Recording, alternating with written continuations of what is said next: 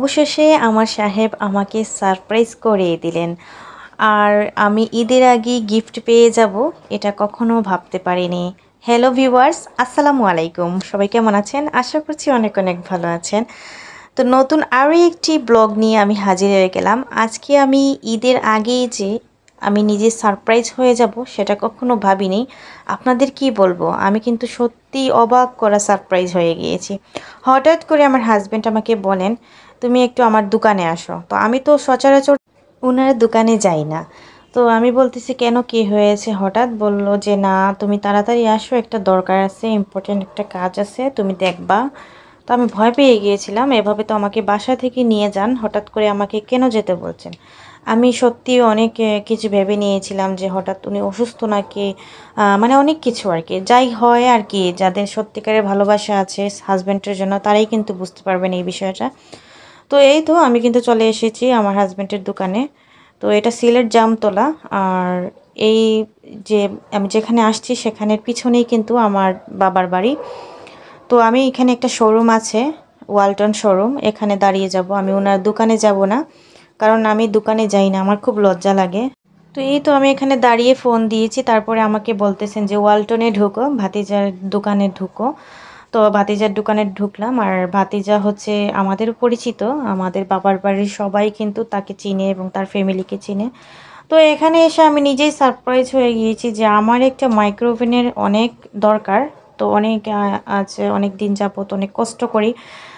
তো আমি কিন্তু অনেক কিছু গরম করতে পারি না। তো উনি এটা ফলো করেছে, করার পরে কিন্তু আমাকে এই সারপ্রাইজটা ঈদের আগেই দিবে বলছে। তো শুক্রবারে দেওয়ার কথা, কিন্তু এর আগেই আমাকে সারপ্রাইজ করে দিয়েছেন। তারপরেই তো আমার সাহেব বাসায় এনে আমাকে দিয়েছেন। তারপরে এটাকে আমি নিজেই আনবক্সিং করেছি। তো এটা আমি এতটুকু পরিমাণ এক্সাইটেড ছিলাম, আলহামদুলিল্লাহ, আল্লাহর কাছে লাখো কোটি শুকরিয়া।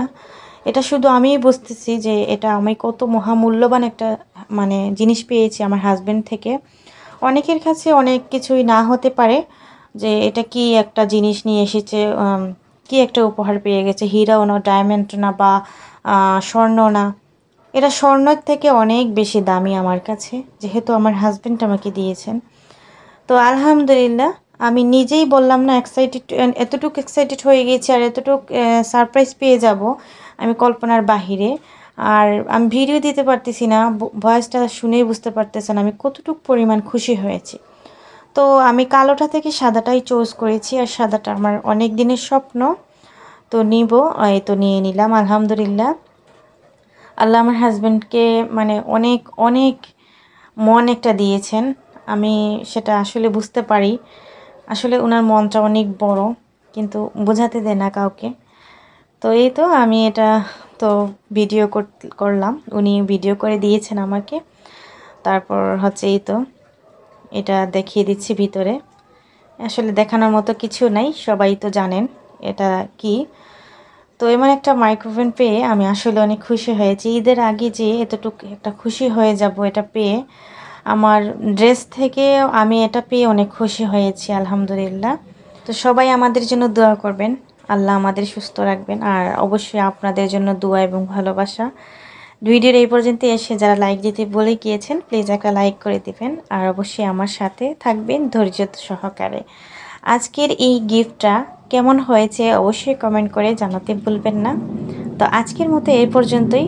নতুন ভিডিও নিয়ে কিন্তু অবশ্যই হাজির, অবশ্যই অবধি সবাই ভালো থাকবেন, সুস্থ থাকবেন। থ্যাংকস ফর ওয়াচিং অ্যান্ড আসসালামু আলাইকুম।